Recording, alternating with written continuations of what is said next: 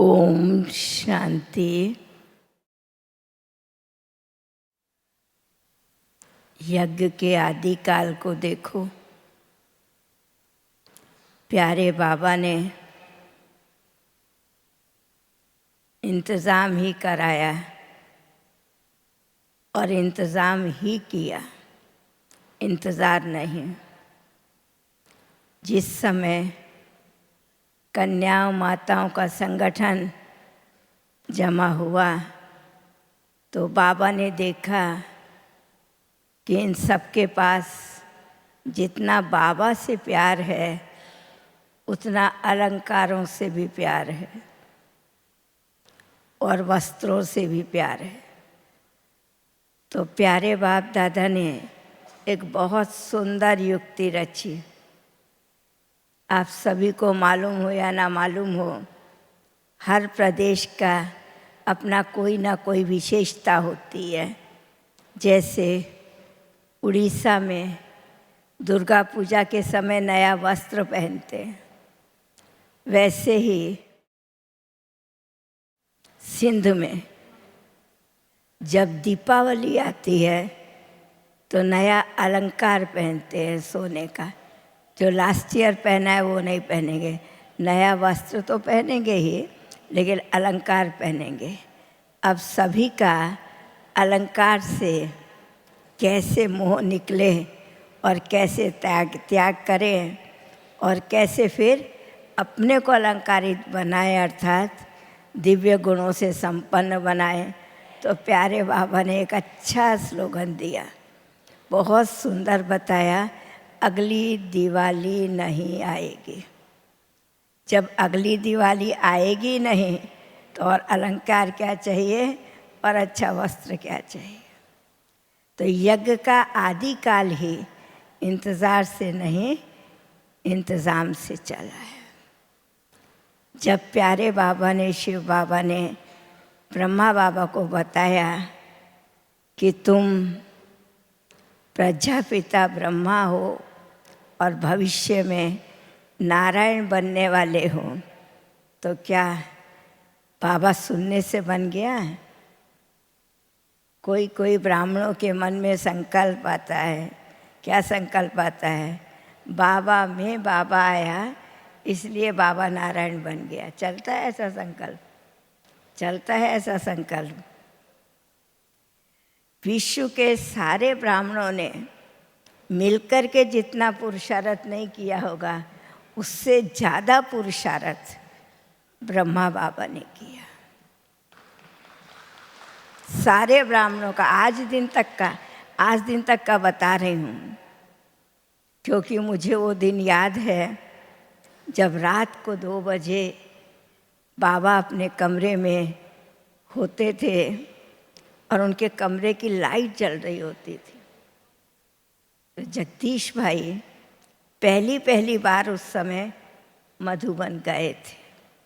तो सोचा कि बाबा 2 बजे उठ के क्या करते हैं, 11 बजे तक तो सोते नहीं हैं, फिर 2 बजे उठ जाते हैं। तो जगदीश भाई अपने कमरे से निकलकर बाबा के कमरे के पास चक्कर लगा रहे थे। तो अंदर में बाबा के पास चंद्रहास दादा थे, वो रहते थे बाबा के पास। तो बाबा ने कहा कोई बच्चा बाहर चक्कर लगा रहा है, देखो क्या चाहिए उसको। चंद्रहास भाई बाहर आए, देखा, जगदीश भाई से पूछा क्या चाहिए। कहते नहीं, मैं ये जानना चाह रहा हूँ बाबा इस समय क्या कर रहे हैं। बाबा ने कहा बच्चे को अंदर बुलाओ। बाबा ने जगदीश भाई को अंदर बुलाया और अंदर बुला करके जब जगदीश भाई ने पूछा बाबा आप क्या कर रहे थे, तो कह रहा था मैं प्रजापिता बनने का पुरुषार्थ कर रहा हूँ। समझा? आपको तो बाबा ने ब्रह्मा कुमार और कुमारी ही बनाया है। अब ब्रह्मा कुमार कुमारी बनने का पुरुषार्थ कर लो, यही बहुत है। लेकिन बाबा प्रजापिता ब्रह्मा का बनने का पुरुषार्थ कर रहा हूँ। भाई वो क्या पुरुषार्थ होता है? वो क्या पुरुषार्थ होता है? तो कहा सारा दिन बाबा ने मुझे यज्ञ की संभाल के निमित्त बनाया है। दिन भर मैं यज्ञ के कारोबार को देखता हूँ। अमृत वेले बाबा से 4 बजे से अपने में शक्तियाँ लेता हूँ। लेकिन बाबा ने जब मुझे कहा कि तुम प्रजापिता ब्रह्मा हो, तो अब मैं प्रजापिता कैसे बनूं? फिजिकली तो मैं सबके पास नहीं जा सकता, सब देशों में या पूरे भारत देश में भी, और फिजिकली सारे बच्चे भी मेरे पास नहीं पहुंच सकते, तो आखिर मैं प्रजापिता बनूं कैसे?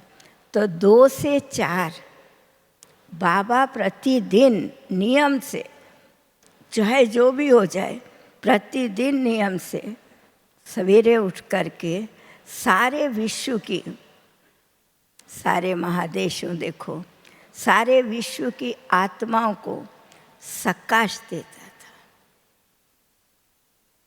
इसलिए आज जब विदेशों से बच्चे आते हैं, भाई बहनें आते हैं, तो सबके मुख से क्या निकलता है?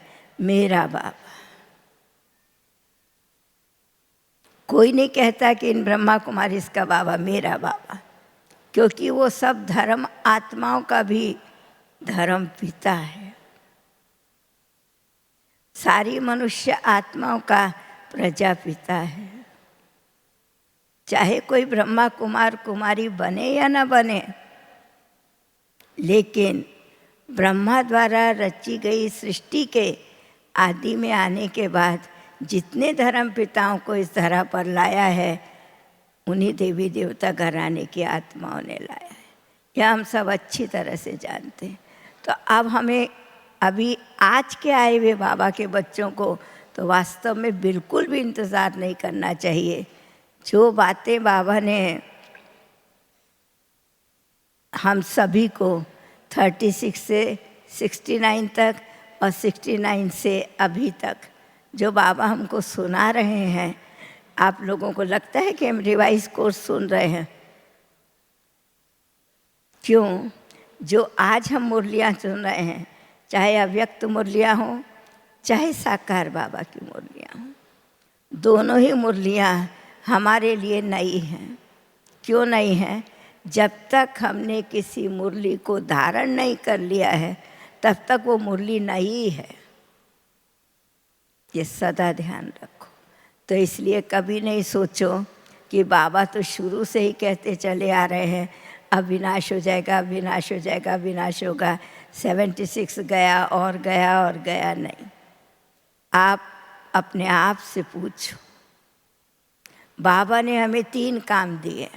हर ब्रह्मा कुमार कुमारी को ईश्वर जन्म लेने के साथ और सारे पुरुषार्थी जीवन के अंदर, और जब जिसका भी अंतिम श्वास आए, वो तो किसी को भी मालूम नहीं है ना कब हमारा अंतिम श्वास होगा।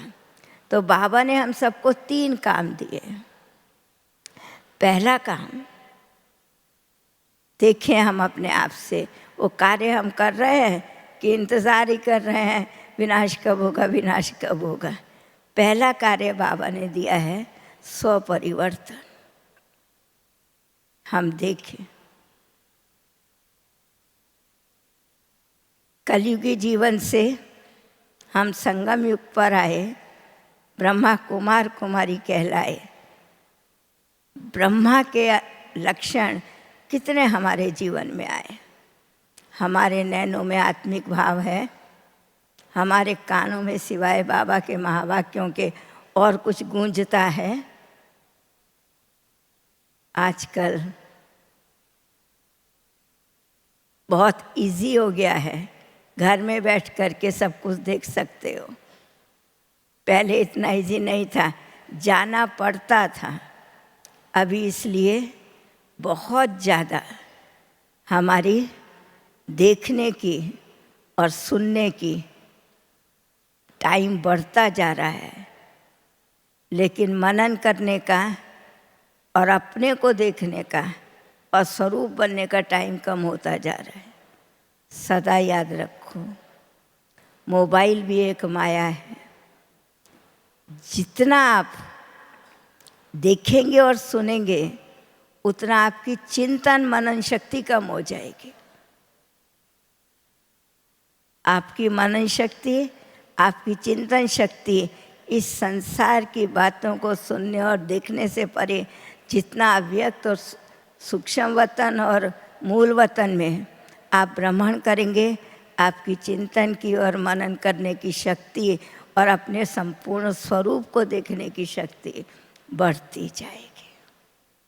अनुभव करके देखो, आज सब देखो, किसी से उसके मोबाइल का नंबर भी पूछो तो उसे अपना मोबाइल खोलना पड़ता है। तो क्या हुआ, हमारी मेमोरी बढ़ी कि मेमोरी कम हुई? मेमोरी बढ़ी कि मेमोरी कम हुई? क्या हुआ? हाँ, इसीलिए जितना जितना मेमोरी कम होती चली जाती है उतना उतना क्या होता है, तनाव बढ़ता जाता है। समय पर कोई चीज़ कहाँ रखी है वो याद नहीं आती है, क्या करना था लेकिन मैंने किया नहीं, वो नहीं हो पाता है, तनाव बढ़ता है।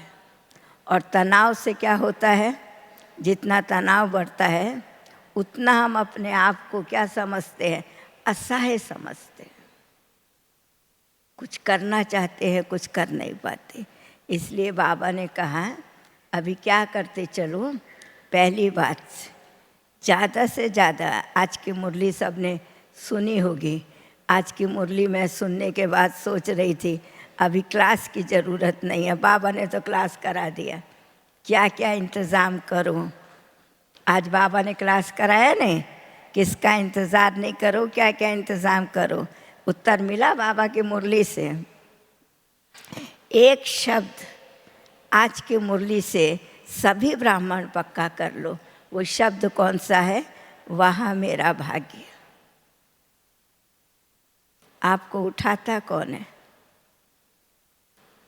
आपको खिलाता कौन है, आपको सुनाता कौन है, आपको सुलाता कौन? जो सारे कल्प में किसी को भी भाग्य प्राप्त नहीं, देवताओं को नहीं, धर्म पिताओं को नहीं, गुरुओं और सन्यासियों को नहीं, मनीषी और विदुषियों को नहीं, ऋषियों को नहीं, वो भाग्य आपको प्राप्त है।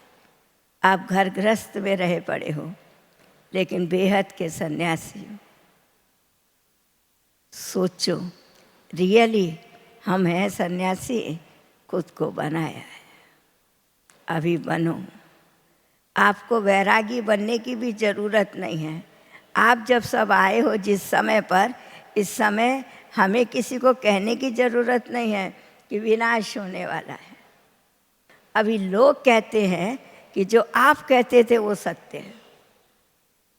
पहले जब हम लोगों को ज्ञान सुनाते थे तब लोग हमको कहते थे आपका दिमाग ठीक है, ऐसे पूछते थे। कहीं कहीं ऑफिस में निमंत्रण देने जाते थे तो ईश्वरीय निमंत्रण लिखा रहता है कार्ड के ऊपर, तो कोई कोई ऑफिसर कहते थे बहन जी, हाथ जोड़ के बोलते थे बहन जी आप इसको ले जाइए, हमको ईश्वरीय निमंत्रण नहीं चाहिए। क्यों नहीं चाहिए? ईश्वरीय निमंत्रण माना, ईश्वरीय निमंत्रण माना मृत्यु। ईश्वर का बुलावा आया माना पंछी उड़ के चला गया। इतना लोग डरते थे। आज कहते थे हमारे पास आओ, हमको कुछ सुनाओ, अगर कुछ दे सकते हो तो आप ही दे सकते हो।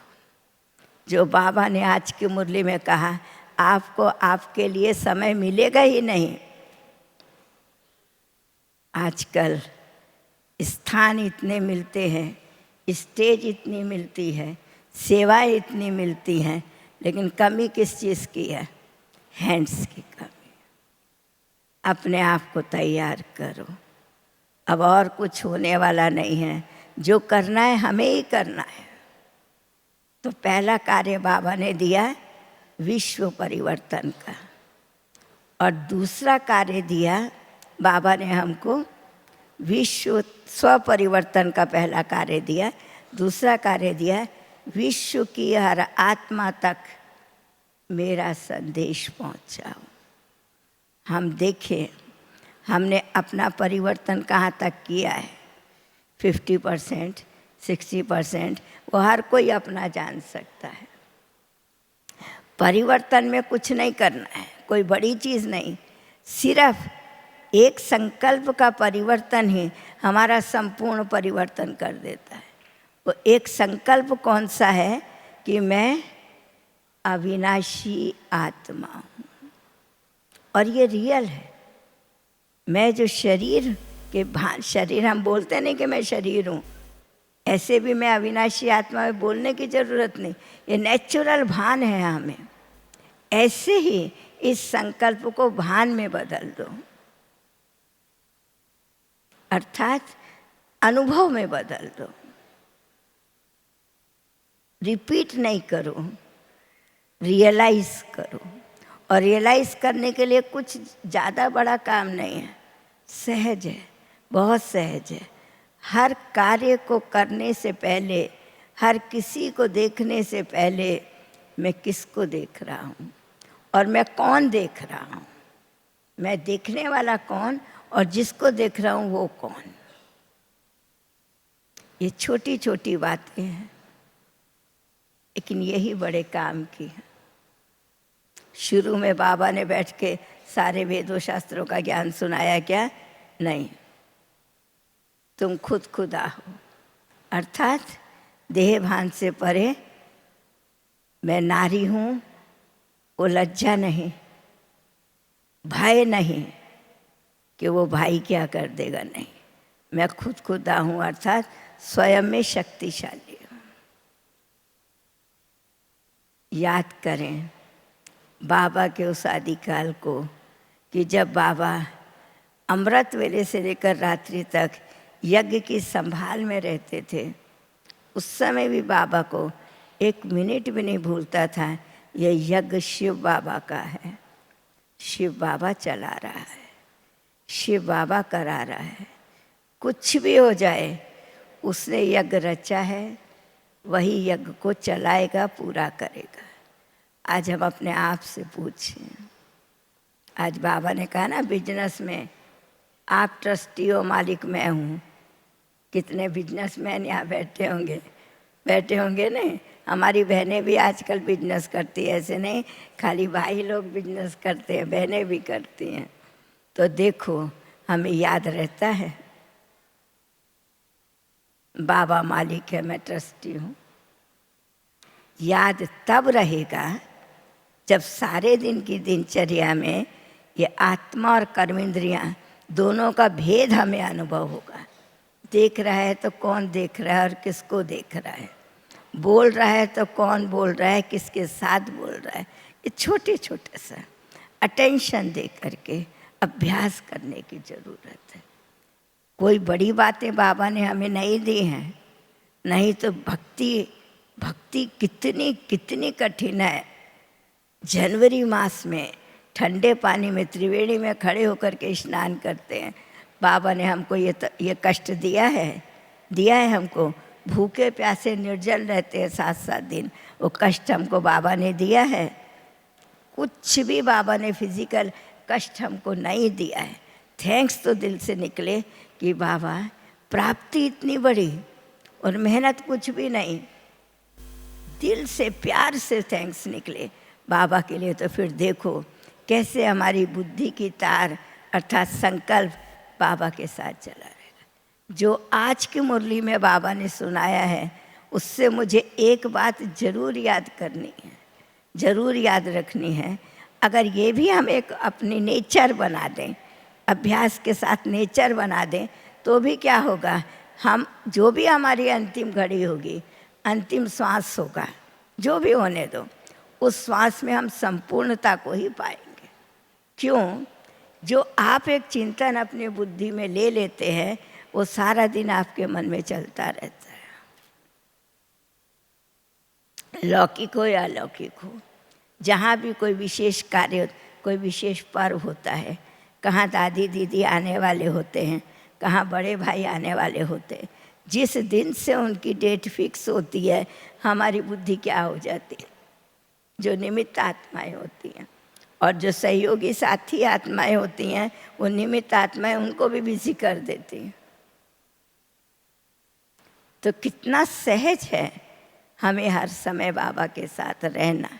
कठिन नहीं, लेकिन हम कठिन कर देते हैं, क्योंकि जहाँ हमें ट्रस्टी बनना है वहाँ गृहस्थी बन जाते हैं, और जहाँ गृहस्थी बनना है वहाँ ट्रस्टी बन जाते हैं।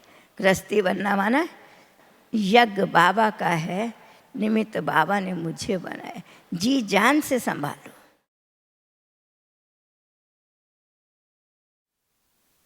मुझे एक बार की बात याद आती है। बड़ी दीदी मनमोहिनी दीदी थे। एक बार हम तो आपस में, उस समय कुल 200 भाई बहन थे, तब तो कुछ भी नहीं था उस टाइम, न ज्ञान सरोवर था, न शांतिवन था, न ग्लोबल हॉस्पिटल था, कुछ भी नहीं था। संगम भवन भी तभी बना ही बना था, तभी लिया था संगम भवन। तो जो एक किसी की भी कोई सेवा है उसका सारे यज्ञ के साथ कनेक्शन होता था। तो वैरायटी झाड़ तो है, वैरायटी संस्कार की आत्माएं हैं, वैरायटी नेचर की भी आत्माएं हैं, दोनों प्रकार की आत्माएं हैं। किसी भी एक आत्मा को खुश करना हो, लेकिन नियम के अंदर खुश करना है। ये दीदी ने, बाबा ने हमें पक्का कराया। आप खुश करने की परिभाषा अर्थात लोग पसंद बनने की परिभाषा ये नहीं कि आप नियम को तोड़ करके खुश करो, लेकिन कईयों की इच्छा ये होती है संगठन में, नियम हो या ना हो, हम जो कहें वो इनको करके देना चाहिए, वरना ठीक नहीं है। तो मैंने दीदी को कहा ऐसी परिस्थिति में क्या करना चाहिए। सारा दिन कहते रहते ठीक नहीं है, ठीक नहीं है। दीदी कहती है किसको कहा ठीक नहीं है? मैंने कहा मेरे को कहा। दीदी कहती तू कौन है? चुप, अब इसके आगे क्या आंसर देंगे। दीदी ने कहा, उसने बोला मंजू तू ठीक नहीं है। ठीक है ना, ये मंजू किसका नाम है? शरीर का नाम है ना। ये मंजू नाम 84 जन्म रहेगा? मैंने कहा नहीं। तो ऐसे समझे ये नाम का खराब होने से कुछ नुकसान नहीं है, यज्ञ का नुकसान नहीं होना चाहिए। इतना अच्छे तरीके से दीदी हमारी छोटी सी छोटी, मूड ऑफ भी नहीं होने देगी। मूड ऑफ हुआ तो हम फेल। क्यों? जो ग्लानि कर रहा है वो आराम से खा रहा है, आराम से सो रहा है। हमारी ग्लानि हुई है, ना हमें खाना अच्छा लग रहा है, ना हमें नींद अच्छी लग रही है। तो कौन गलत हुआ? वो गलत हुआ कि हम गलत हुए? हमारी ग्लानि हुई है, हमें खाना भी नहीं अच्छा लग रहा है और नींद भी नहीं अच्छी लग रही, और वो आराम से सो रहा है। तो तुमसे तो अच्छी उसकी अवस्था हुई। जिसने गलती करी, ग्लानि करी, उसे चिंता होनी चाहिए ना, तुम्हारे को क्यों चिंता होनी चाहिए? हाँ, अगर तुम्हारे में कोई कमी है या कमजोरी है तुम उसको छोड़ दो, उसको थैंक्स दे दो दिल से, या मुंह से भी थैंक्स दे दो। क्या होता है? यही छोटी छोटी बातें। कभी संगठन से दूर होने की सोचना नहीं। बिना संगठन के हम संपूर्ण नहीं बन सकते हैं। कोई अकेले में बड़े खुश होते हैं, कुछ फायदा नहीं। कुछ बन नहीं सकोगे, कुछ बदल नहीं सकोगे, कुछ कर भी नहीं पाओगे। शिव बाबा कहता है मैं तुम्हारे बिना नहीं कर सकता। ब्रह्मा बाबा कहते हैं तुम तुम्हारे बिना। हम कहेंगे हम परिवार के बिना चल देंगे, नहीं। इन सब छोटी छोटी बातों का, ये ठीक हो जाए, ये ठीक हो जाए, ये ठीक हो जाए, तो सब ठीक हो जाएगा। अभी इनका समय नहीं है। इसमें हमने बहुत समय चला दिया। कौन सी सांस हमारी अंतिम सांस होगी हम में से किसी को भी मालूम नहीं है। तो हर श्वास को अंतिम श्वास समझ के चलो। बाबा की मुरली के हर आदेश को, हर शिक्षा को हुक्म समझो। हुक्म ही हुक्म चला रहा है। बाबा हुक्म दे रहा है और हमें करना है उसको। कुछ नहीं सोचो ये क्यों, ये कैसे, ये किस लिए, ये कहाँ तक। कोई सोचते ना कहाँ तक सहेंगे, कहाँ तक चुप रहेंगे। नहीं, कहाँ तक नहीं। आज जो हुआ, आपने जो चुप रह के सहा, अभी जो हुआ बस वो अभी पूरा हो गया। जो एक सीन अभी रिपीट हुआ है वो दोबारा कभी रिपीट नहीं होगा, कभी रिपीट नहीं होगा। तो दीदी बड़ी अच्छी बात बताती थी, तुम समझती है मैं बहुत होशियार हूँ, क्लास करा देती हूँ, डायरियाँ लिख देती हूँ, क्लासेस। दीदी का एक बहुत अच्छा संस्कार था, जो सिंधी जानती थी ना बहनें, विदेशों में रहती थी, हांगकांग में जगह जगह सिंधी फैमिलीज बहुत थे। तो दीदी कहती थी, मंजू वो तो हर साल आ नहीं पाती, बांधेलियाँ हैं, तो 2 प्रकार की डायरी लिख। एक हिंदी में क्लासेस लिख, जिसकी भी क्लास होती है, दादी की होती है, किसकी होती है, जिसकी भी क्लास होती है, हिंदी में क्लास लिख। और दूसरा कहती थी सिंधी में। मैंने कहा दीदी मेरे को तो सिंधी नहीं लिखना आता। कहती क्यों नहीं आता, सीख। तूने कल पहले भी लिखी थी, अभी भी लिखे थे। तो दोपहर को 2 से 4 विश्वरतन दादा मेरे को सिंधी लिखना सिखाते थे। तो सिंधी और हिंदी तो हमारी अपनी भाषा ही है, हिंदी तो लिखेंगे। इतनी अच्छी दीदी सेवा कराती थी, कहीं भी 1 मिनट हमारा वेस्ट नहीं होने देती थी। अपनी सेवाओं से हम फ्री हुए, जो भी हमारे पास यज्ञ की सेवाएं थी, अपनी सेवाओं से फ्री होकर के डायरी लिखने बैठ जाते थे। किसी की सुनने की ज़रूरत नहीं, किसी से बोलने की ज़रूरत नहीं, किसी के साथ हंसी मजाक करने की ज़रूरत नहीं, समय नहीं है, क्योंकि दीदी टाइम दे देती थी। क्या कहती थी, मुझे इतने दिन में हिंदी की डायरी तुझे बना के देनी है, इतने पेज की डायरी। टाइम देती थी, पेज देती थी, और क्लासेस देती थी कि उसमें ऐसे नहीं एक ही क्लास को बहुत लंबा लिख देगी, नहीं, कुछ अच्छी अच्छी क्लासेस, मेन जो पुरुषार्थ के लिए अच्छी हों, जो सहन करने के लिए अच्छी हों, या जो सामना करने की, कितनी बातें आती है ना परिवारों में, सामना भी करना पड़ता है, सामना करने के लिए अच्छी हों, इस प्रकार की क्लासें। ऑटोमेटिकली चिंतन भी चलेगा, और दूसरा कुछ बाहर का सुनाई भी नहीं देगा। तो हमें बाहर का सुनना बंद हो जाए, अंदर का चिंतन हमारा शुरू हो जाए, उसकी विधि भी दीदी ने हम सबको सिखाई थी। आज वही दीदी की पालना, आज वही बाबा और मम्मा की पालना, दादियों की पालना, बड़ी दादी की पालना, आज वही पालना आज तक हमारे को चला रही है। हम सब भी देखें, आज भी दादियाँ, बाबा, मम्मा आपको पालना दे रहे हैं। आप सिर्फ सुनो अमृत वेले उनकी आवाज़ को, आप सिर्फ कैच करो उनके द्वारा मिल रही साकाश को, आप सिर्फ अपनी दिव्य चक्षु से उनके उस दिव्य स्वरूप को देखो, जो उन्होंने इस शरीर में रहकर पुरुषार्थ करके एक कमरे की संस्था को भारत तक लाया और भारत से विश्व तक पहुंचाया। आप तो तब आए हो जब बना बनाया संसार है, लेकिन हमारी दादियों ने, हमारे वरिष्ठ भाइयों ने अपने साथ हमको लेकर, हाथ में हाथ लेकर हमको भी उस विश्व का निर्माण के कार्य में योग्य बनाया, नेचुरल बनाया, निरंतर बनाया। हम कभी भूले नहीं, यज्ञ बढ़ता जाए, हमारा नाम हो या ना हो। तो कुछ ऐसी ऐसी शिक्षाएं जो हमको अपने जीवन में धारण करनी चाहिए, जिसमें हमें इंतज़ार करने की ज़रूरत नहीं है। अभी कोई पूछे मैं क्या करूं, क्या करूं, 63 जन्म के विक्रम विनाश हो गए, पूछो अपने आप से। कोई भी ब्राह्मण नहीं कह सकता मेरे 63 जन्म के विक्रम विनाश हो गए हैं। कोई कह सकता है? ब्राह्मण कह सकता है? फ्री कहाँ हो? पर चिंतन सुनने के लिए, पर चिंतन करने के लिए, पर दर्शन के लिए फ्री कहाँ हो? आप अपने में बिजी हो जाओ, खुद में बिजी हो जाओ। और कोई नहीं कह सकता मैंने इतना भाग्य बना लिया है जो 22-21 मुझे मिलेगा। आज भी बाबा ने कहा ना, जो कुछ करते हो 21 जन्मों का सोच के करो, बोला नहीं बाबा ने। हम क्या सोचते हैं, आज जो मैंने किया, मैंने बहुत किया, क्लास में तो कोई इतना करता नहीं जितना मैं करता हूँ। गलत। वहीं आपकी उन्नति रुक जाएगी, आपका पुरुषार्थ रुक जाएगा। बहता हुआ पानी अच्छा होता है, ठहरा हुआ पानी अच्छा नहीं होता। तो हमको ठहर जाना है। नदी की जगह नाला बनना है, तालाब बनना है।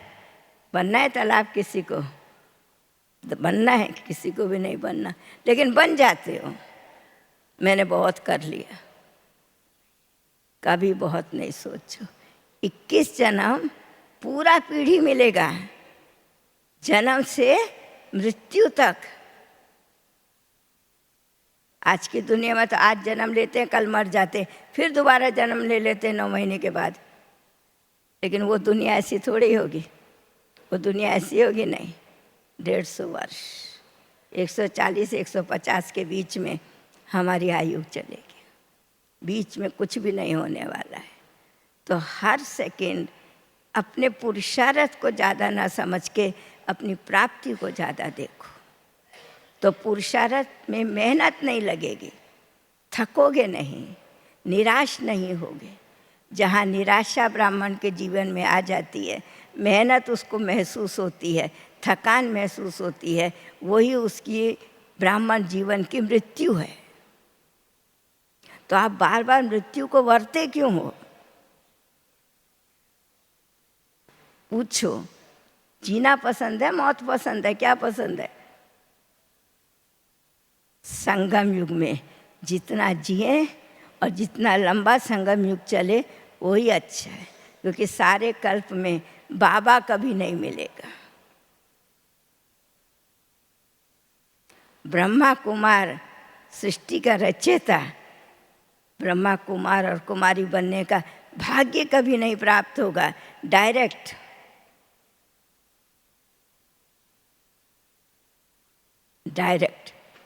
हम वो रचना हैं।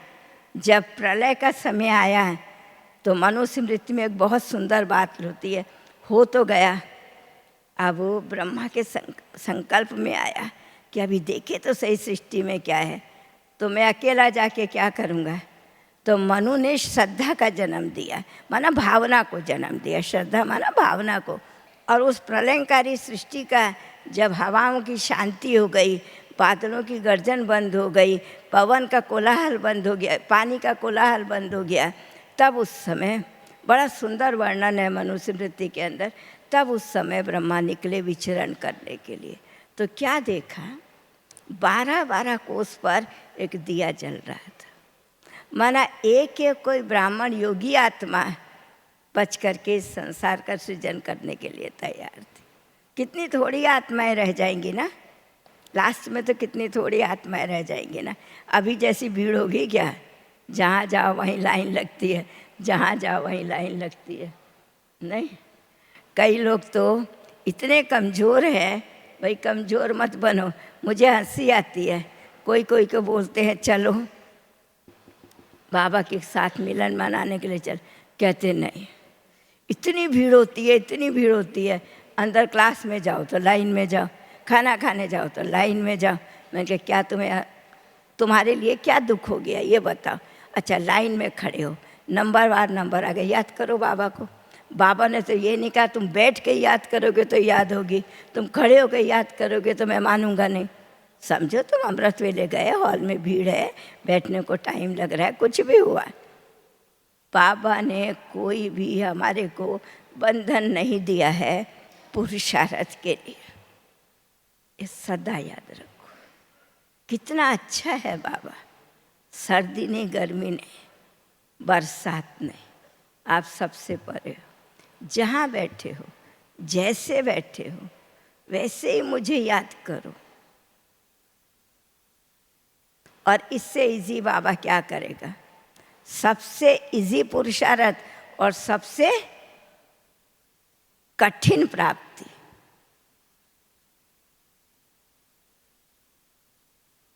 राजाओं ने राजाई छोड़ दी, मीरा ने राणा को छोड़ दिया, ऋषि मुनियों ने घर बार छोड़ दिया। हमने क्या छोड़ा? हमने कुछ छोड़ा है? आपने छोड़ा कि लिया है? कोई कहते हैं ये सफ़ेद वस्त्र पहनाया, मैं कहती हूँ सफ़ेद वस्त्र सबसे सुंदर है, सबसे सुंदर है। बताओ क्यों? क्यों सबसे सुंदर है? रंग के रूप में नहीं कह रही, रंग से नहीं कह रही हूँ। इसके अंदर 7 विशेषताएं भरी हुई हैं। सफ़ेद पर कभी कोई आकर्षित नहीं होगा, किसी की बुरी दृष्टि नहीं जाएगी। सफ़ेद से कभी कोई घृणा नहीं करेगा। क्यों? पवित्रता का सूचक है। सफ़ेद प्रभु प्रेम का सूचक है। सफ़ेद विद्या का सूचक है। गुरुकुल में बच्चे पढ़ते, उनको सफ़ेद कपड़ा ही पहनाया जाता है। सफ़ेद के अंदर इतनी विशेषताएं भरी हुई है, इसलिए बाबा ने कहा आत्मा भी चमकता हुआ सितारा है, वस्त्र भी तुम्हारा है, तुम्हारा घर परम धाम भी चमकता हुआ है, और तुम्हारी आने वाली दुनिया भी कैसी होगी भाई? चमकीली दुनिया होगी। कैसी होगी? सत्युग कैसा होगा? रंग बिरंगा होगा ना, रंगीला होगा ना। तो बाबा ने हमारे को इस सफ़ेद वस्त्र को पहना के 2 बातों का बैलेंस सिखाया है। जितना इसको पहन के गंभीर रहो, उतना ज्ञान योग से रमणीक बन के चलो। कभी आपका सिर भारी नहीं होगा, कभी आपको तनाव नहीं होगा। जब आप प्रेसिस कॉन्शियस हो जाते हो,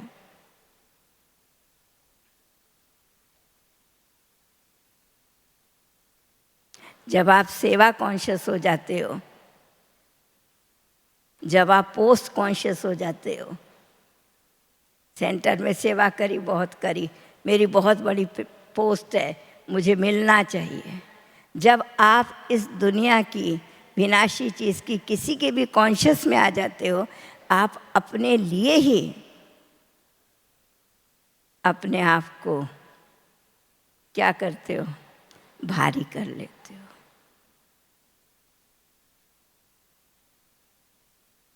बाबा कहता है परम धाम से आकर के मैं धनवानों के पास नहीं जाता, गुणवानों के पास नहीं जाता, बुद्धिवानों के पास नहीं जाता, कि रूपवानों के पास नहीं जाता।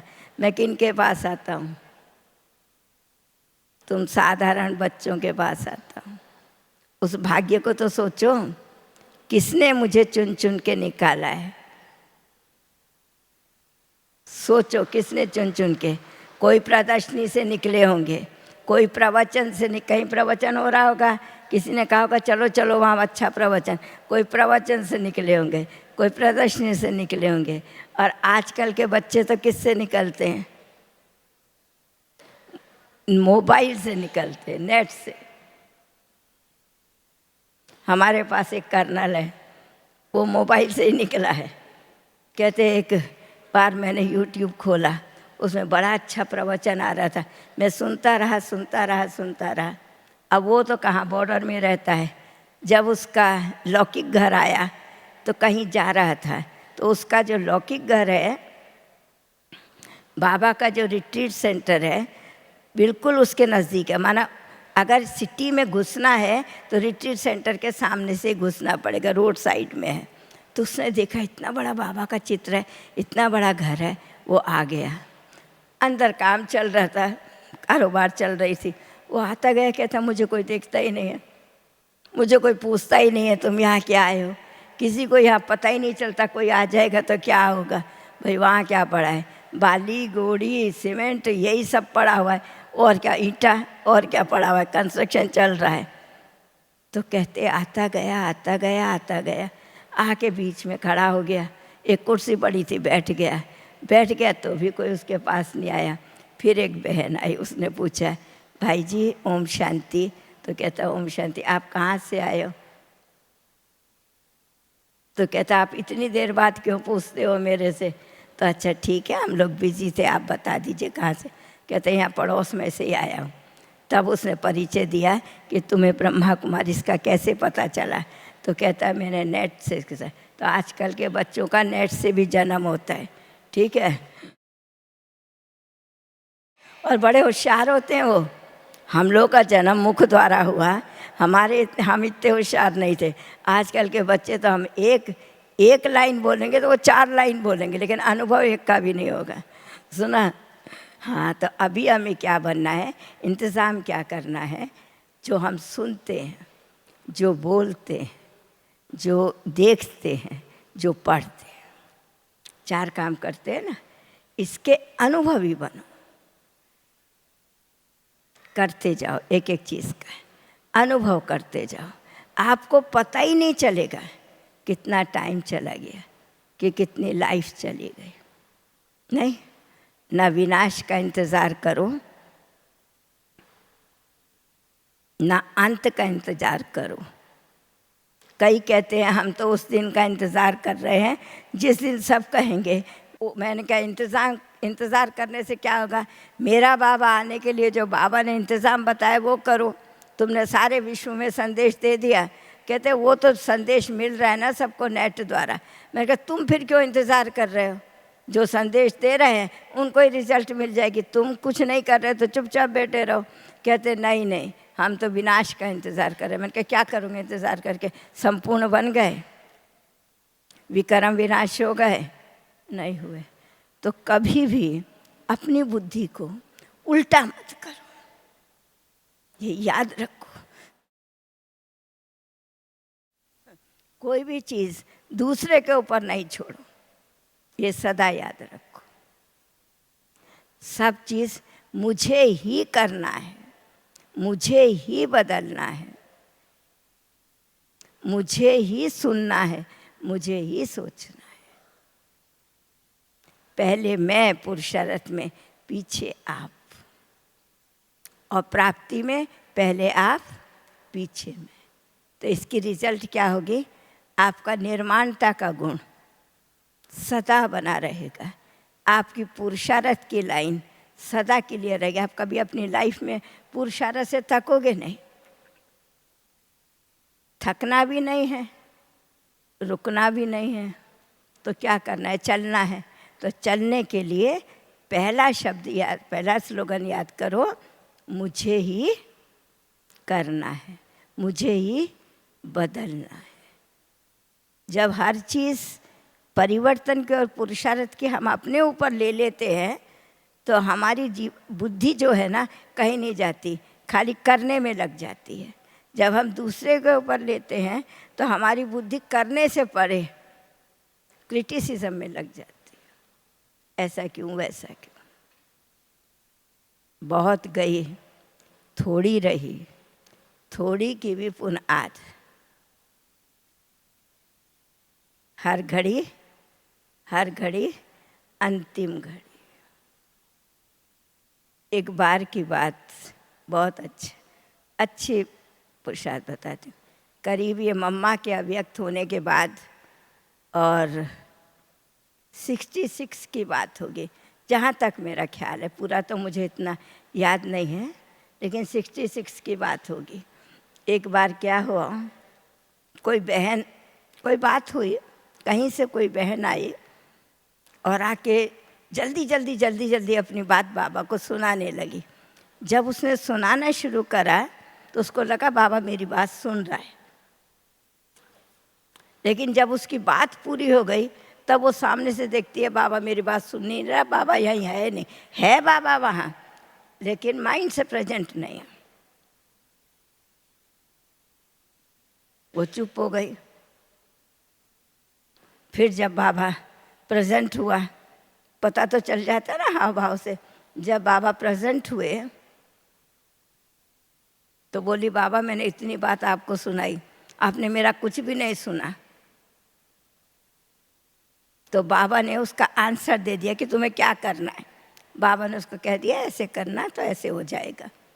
तो वो बाबा को कहती है बाबा आपने तो सुना ही नहीं, अब मेरा आप जो कह रहे हो करने से कैसे हो जाएगा। बाबा चुप। ये भी नहीं मैं बोल रहा हूँ तुम मानो तो सही, ये भी नहीं कहा बाबा ने, कुछ भी नहीं। बाबा चुप। और जहाँ बाबा को जाना था बाबा चला गया। वो बहन सोचती रही। फिर सोचते सोचते उसको अपने आप ही कहा बाबा इतना कॉन्फिडेंस से कह रहा है, मैं क्या बाबा से ज़्यादा हूँ। खुद को खुद उसको आया। देखो किसी को रियलाइज़ कराने का तरीका कितना अच्छा है। खुद अपने में अटल रहो, दूसरे को भी अटलता के शब्द बोल दो। तो बाबा ने बहुत अच्छा करके चुप हो गया। जैसा बाबा ने कहा उसने किया, सचमुच ठीक हो गया। वो थी बाबा की अपने आप को संपूर्णता की ओर ले जाने के लिए। मम्मा जब अव्यक्त हो गई, बाबा कारोबार सब करता था, मम्मा का भी अपना भी, लेकिन नीचे कम रहता था, ऊपर ज़्यादा रहता था। सभी को यह आभास होता था कि जैसे हमारे महाभारत में वर्णन आता ना, जब सब खत्म हो गया तो पांचों पांडव चले ऊपर की ओर। तो ऊपर माना आत्मिक स्थिति, कहते हैं ना पहाड़ों में गल गए, बर्फ़ में गल गए। बर्फ़ नहीं, वो हमारा देह अभिमान गल गया, ऊपर की ओर चले। तो बाबा से बिल्कुल ऐसे ही नज़र आता था जैसे बाबा उंगली से इशारा करके आओ बच्चे आओ, माना ऊपर की स्थिति की ओर ले जा रहे हैं। प्रकाशमय शरीर, शांत चित्त चेहरा, निरसंकल्प। निरसंकल्प अर्थात जो एक संकल्प है कि मैं हूँ कौन, विश्व कल्याणकारी।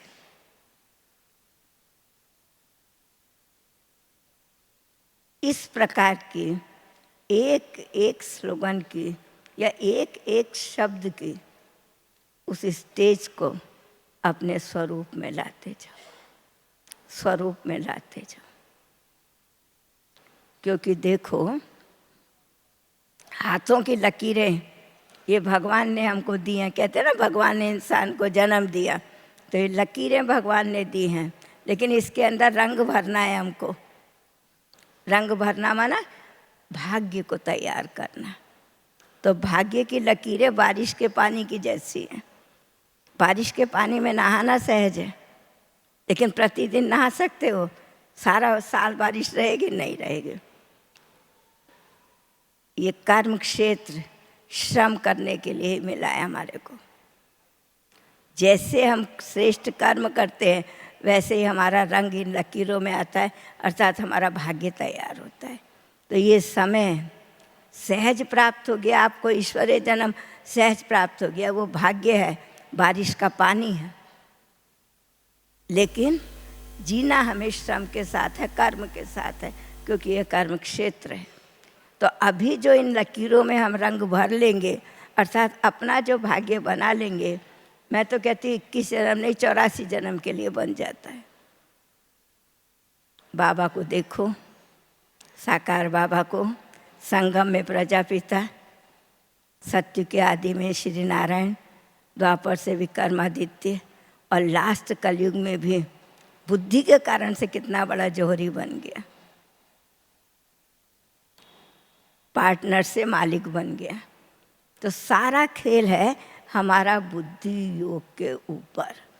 बुद्धि योग हमारा बाबा के साथ लगा रहे, पॉजिटिव ही हमको मिलता रहे। सिर्फ पॉजिटिव संकल्प नहीं, पॉजिटिव एनर्जी, उस सिवाय बाबा से और इससे ज़्यादा किसी से नहीं मिल सकती। हमें मिले और हम दें, स्टॉक नहीं करो, खड़ा हुआ पानी हो जाओगे। हमें मिले और हम दें। देने का कार्य आप कब करते हो? देने का कार्य आप कब करते हो? जब आप अमृत वेले ले लेते हो, तब 15 मिनट देने का कार्य करते हो। और अपने को स्वरूप बनाने का कार्य कब करते हो आप? तब करते हो जब सारे दिन की दिनचर्या में उसको अप्लाई करते हो। खाना बनाते हैं, हमारे कुमार भी बनाते हैं, अदर कुम्हारों को भी कहाँ कहाँ नौकरी के लिए बाहर रहते हैं, दूर रहते हैं, उन्हें भी तो बनाना ही पड़ता है ना। खाना बनाते हो तो कौन सा संबंध है, खाते हो तो कौन सा संबंध है, नौकरी में जाते हो तो कौन सा संबंध है। वो सब संबंध बाबा ने हमको पक्के कराए, हम अप्लाई करें, उसको यूज़ करें। तो कभी भी हम फ्री नहीं हैं इंतज़ार करने के लिए, अपने को फ्री नहीं रखो।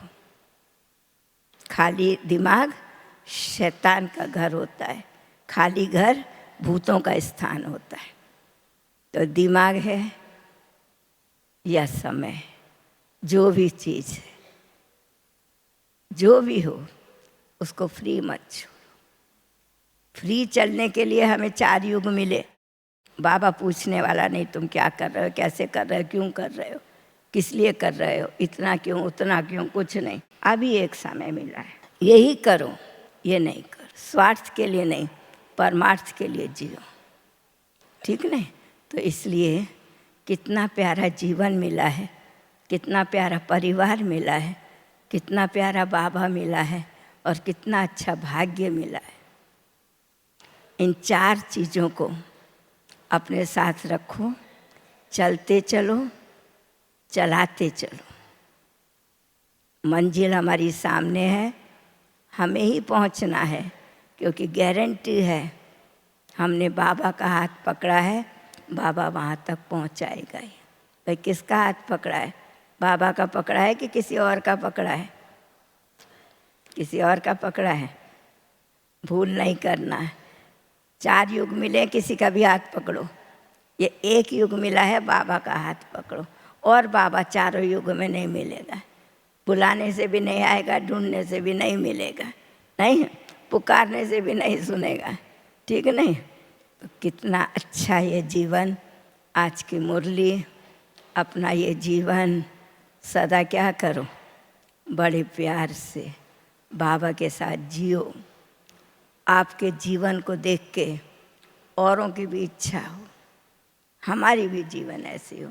कोई ये ना कहे है बड़ा कठिन है, बड़ा त्याग है। नहीं, हमारे जीवन से अगर किसी को भाग्य नज़र नहीं आता, त्याग ही नज़र आता है, तो मैं कहती हूँ वो ब्राह्मण पुरुषार्थी ब्राह्मण नहीं है। फिर क्या ब्राह्मण है अगर पुरुषार्थी नहीं है तो? अगर पुरुषार्थी नहीं है तो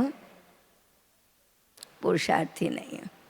व्यर्थ संकल्पों में बहुत जीता है। पुरुषार्थी ब्राह्मण परमार्थ में जिएगा और थका हुआ ब्राह्मण व्यर्थ में जीता है। तो अभी व्यर्थ से निकलो। आपको कोई निकालेगा नहीं, क्योंकि आपको किसी ने फंसाया नहीं है। व्यर्थ में आप ही गए हो, आप ही आओ अभी वापस। गए क्यों? जो श्रम करना पड़े। नहीं, मार्जिन ही नहीं है। संगम युग एक ऐसी जीवन है जहाँ व्यर्थ को मार्जिन ही नहीं है। ठीक है? सभी खुश हो, सभी खुश हो। दादियों की पालना मिलती है सूक्ष्म में, दादियाँ पालना दे रही हैं। ब्रह्मा भोजन प्यार से खाते हो कि घर का भोजन याद आता है?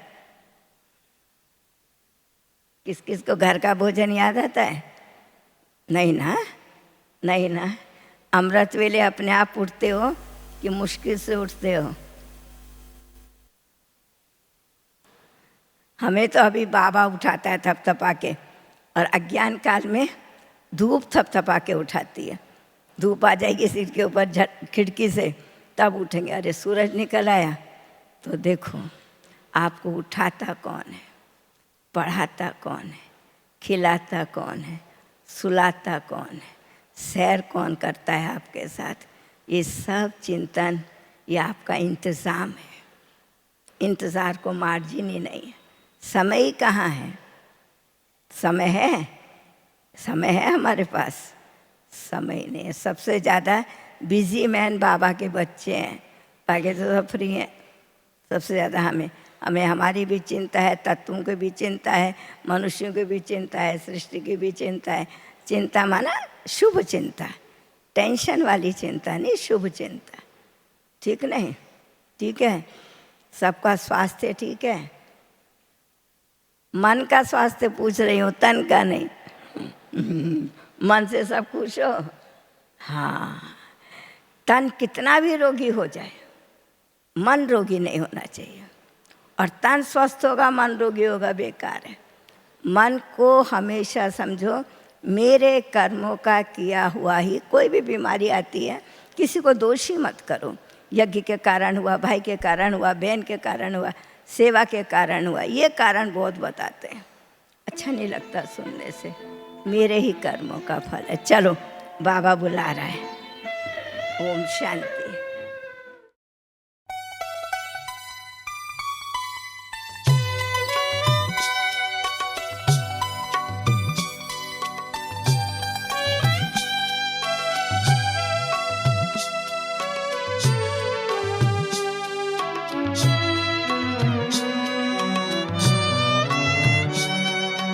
वक्त है कम लंबी मंजिल, तुम्हें तेज कदम चलना होगा। हे पर